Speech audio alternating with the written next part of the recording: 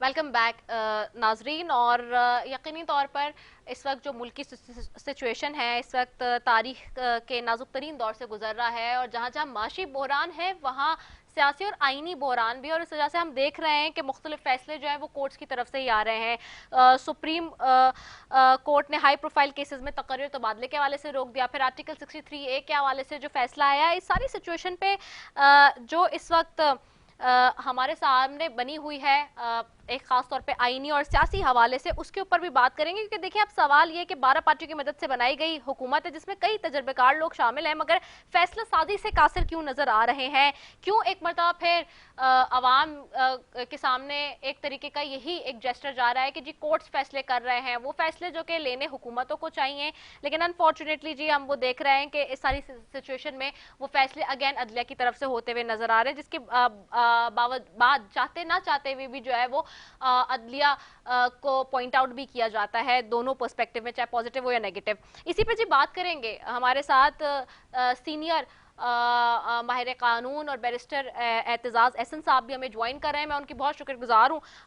बड़े मोहतरफ हैं एतजाज एहसन साहब, मेरे मोहतरम है बड़े, उनकी तरफ भी चलती हूँ। बहुत शुक्रिया Aitzaz Ahsan sahab for joining us, thank you so very much. Aitzaz Ahsan sahab, सबसे पहले तो मैं आपसे जानना चाहूंगी, एक आपकी राय चाहूंगी कि आर्टिकल 63A के हवाले से जिस तरह का फैसला करती है सुप्रीम कोर्ट, और डिस्क्वालिफिकेशन का मामला एक तो पार्लियामेंट की तरफ भी चला गया, ये जो फैसला आया, और फिर उसके बाद आज जो फैसला आया है हाई प्रोफाइल केसेस के हवाले से सुमोटो नोटिस लिया गया, इस सुमोटो नोटिस के एक्शन को आप कैसे देखते हैं खास तौर पे, और आपकी क्या राय है इस हवाले से? जहाँ तक तो ताल्लुक है 63A का, जी उसके बारे में बड़ा वाज़ेह फैसला आ गया सुप्रीम कोर्ट का, और उसकी वजाहत मेरा ख्याल है मौजूद अंदाज में की गई। वो ये है, उसको मुख्तसरन अगर मैं अर्ज जी करूं जी तो इस तरह है कि MNA और MPA जो है उनको अमूमी तौर पे और 90 से 95% मामलात पर अपनी राय की इजहार की एक आज़ादी है। कानून उसमें उनको कोई नहीं रोकता। हाँ, पार्टी से कोई सरजनिश हो जाए तो हो जाए, पर वो अपनी सीट से महरूम नहीं होते।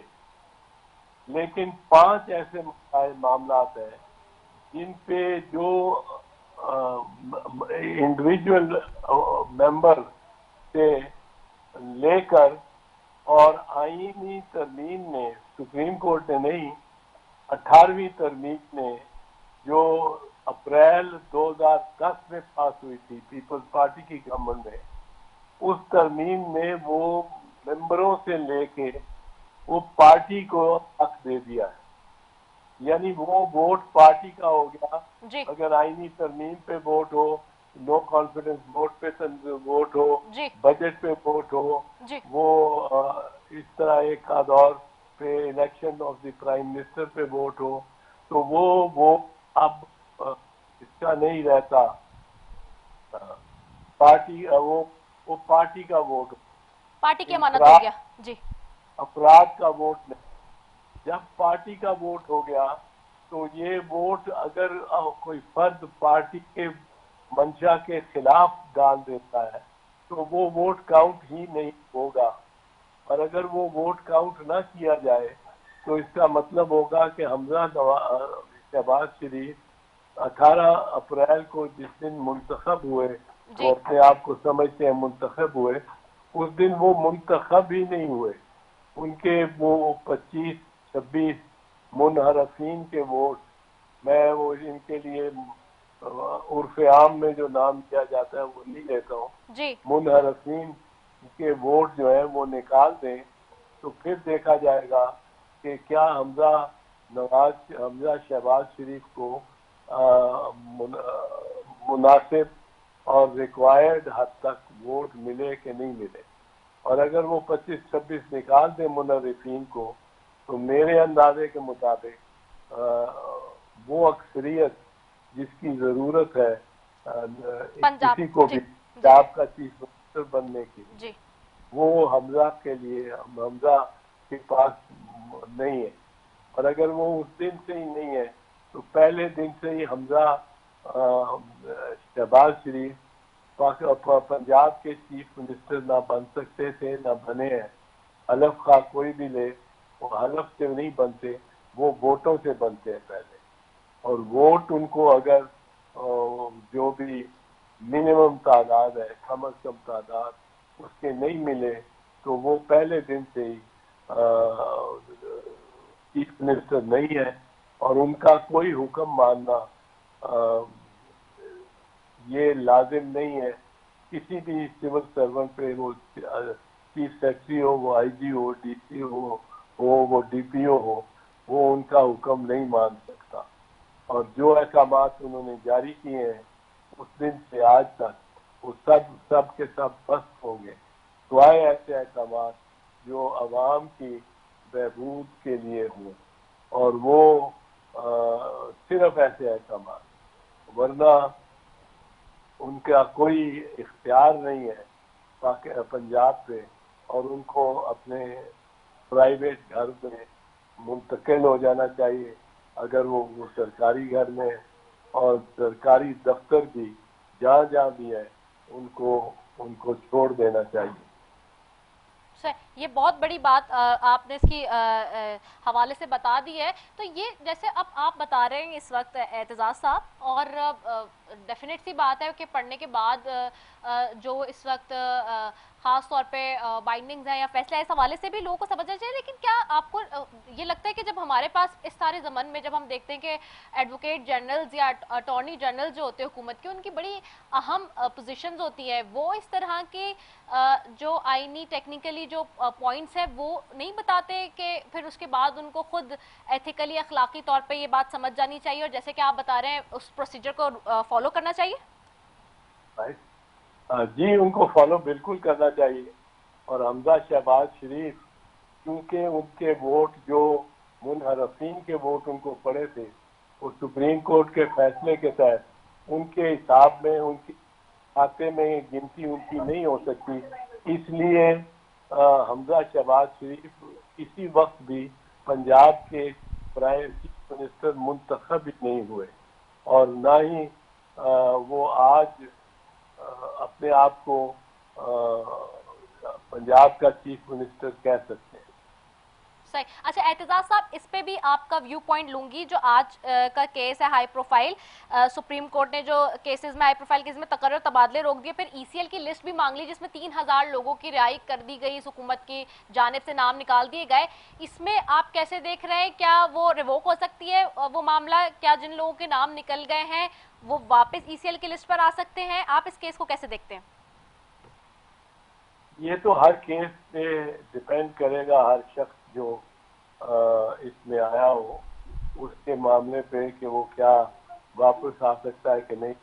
लेकिन सुप्रीम कोर्ट जाहिर है इस हर फैसले को, अगर वो आइन और कानून के मुखालिफ है, या वो अगर मुखालिफ या वो किसी ऐसी नीयत से सादर किया गया है कि वो किसी को नाजायज फायदा पहुंचाए, तो वो सुप्रीम कोर्ट और अदालत यकीनन ऐसे अहकामात को कल अदम करार दे सकती, और ये उसके इख्तियार में। असल में मेरा ख्याल है कि वजीर आज़म साहब को इतनी जल्दी नहीं करनी चाहिए थी।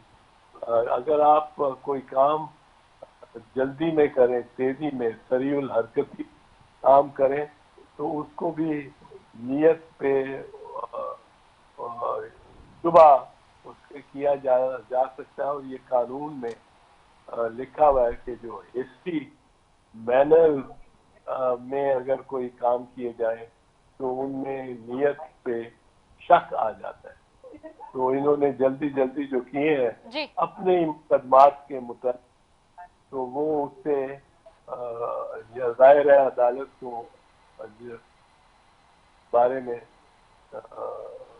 शकूक शुबात उनके ज़हन में पैदा हुए होंगे। जी जी। अच्छा, और फिर इस हवाले से भी जैसे साबिक वज़ीर आज़म नवाज शरीफ साहब के पासपोर्ट के भी इजरा का भी उन्होंने बहुत जल्दी किया कि जी जल्दी जल्दी कर दिया जाए, तो आपको लगता है कि यही सारे फैक्टर्स हैं जो इस केस की वजह बने सुमोटो एक्शन की?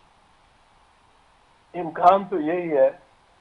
इसमें जो पहला फैसला था, इस फैसले का मुझे मालूम नहीं, कल का जो फैसला था जी वो तो इस लिहाज से मुनासिब था जो सुओ मोटो कल लिया था कि वो जी एक जज साहब ने पहले उस केस में को देखा और उस जज साहब ने समझा कि इसमें सुओ मोटो फैसला एक्शन होना चाहिए, तो उन्होंने फिर ये मामला भेजा चीफ जस्टिस साहब के पास, और चीफ जस्टिस साहब ने भी अपना इस पे गौर किया और इस नतीजे पे पहुंचे कि ये यकीनन सुओ मोटो का केस बनता है। तो वो तो एक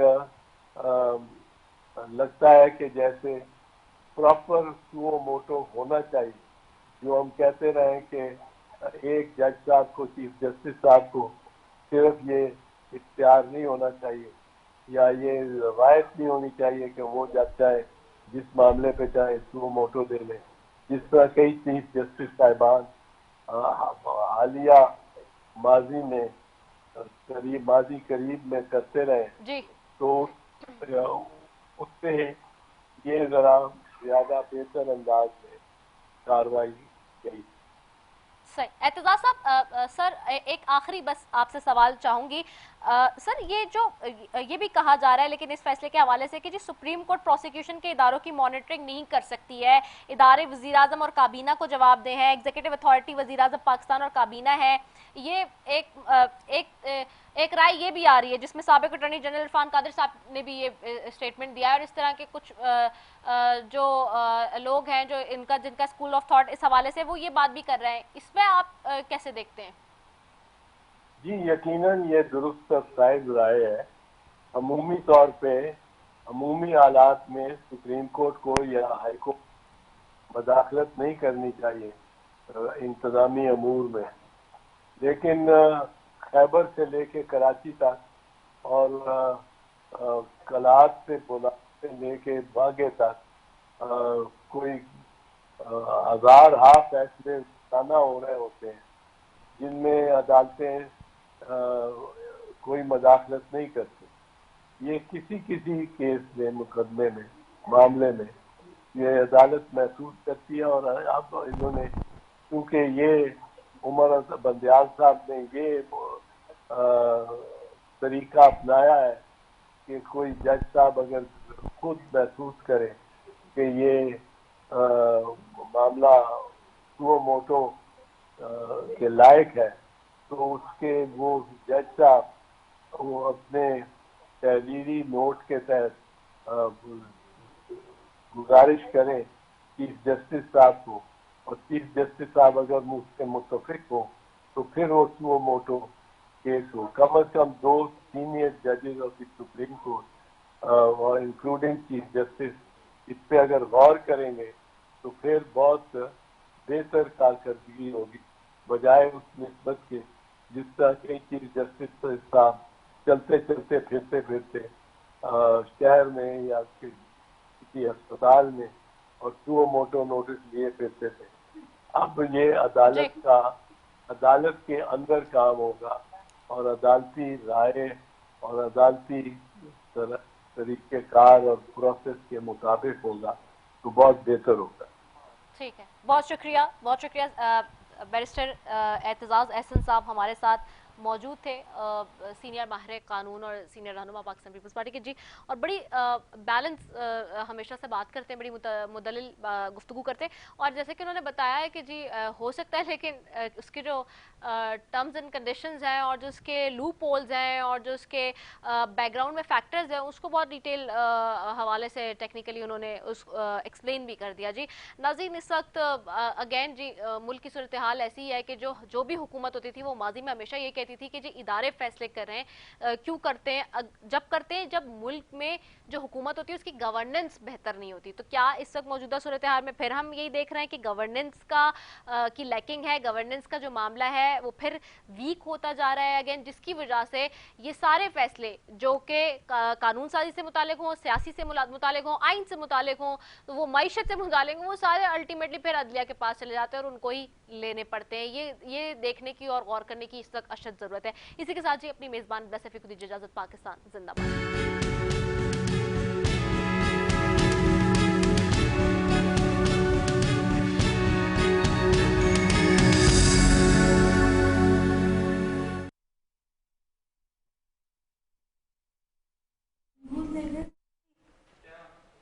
آئف پہ کے ٹپ ابھی نکال کے رکھے ہوئے ہینڈ فری سے.